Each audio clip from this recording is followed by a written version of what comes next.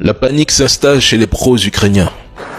En tout cas, Darius, c'est une énorme brèche qu'a réussi l'armée russe à travers la défense ukrainienne. Une avancée de 11 km. La route entre Drobopila et Kramatorsk est coupée, ce qui va poser bien sûr des problèmes de logistique, des problèmes aussi de communication. Et puis surtout, cette avancée, elle vient par l'ouest et non pas par l'est comme d'habitude, donc vers Pokrovsk. Et là, c'est là où est le danger pour les Ukrainiens, parce que s'ils arrivent à percer jusqu'à Poltava, les Ukrainiens sur place nous disaient qu'en fait, à ce moment-là, eh bien, ils pourraient avancer de plusieurs centaines de kilomètres carrés par jour, comme c'était le cas lors de l'invasion en 2022. Donc on sent qu'il y a vraiment un vent de panique qui souffle sur cette région parmi l'armée ukrainienne. Il a fallu repositionner des troupes, appeler en renfort des réservistes afin qu'ils puissent tenir la défense. Et bien sûr, cette désorganisation est pointée du doigt par les militaires sur place qui nous disent qu'il faut tout réorganiser et très vite parce que les conséquences pourraient être dramatiques.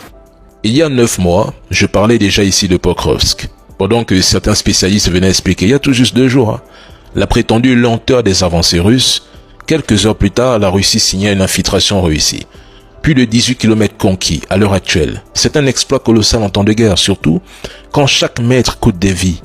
Les forces russes consolident leur position autour de Pokrovsk et poursuivent leur progression vers le nord. Objectif, s'emparer des dernières grandes villes de Donbass.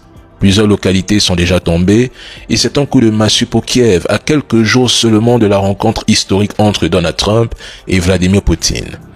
Le problème est simple, l'Europe est affaiblie, l'Ukraine s'est terminée et sans les États-Unis, Kiev ne peut rien.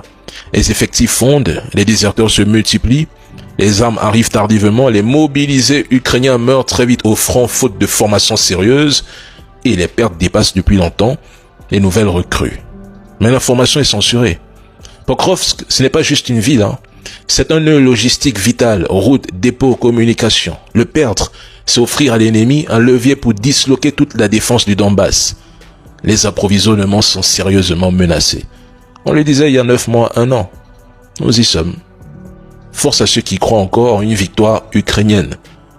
Nous les observons seulement.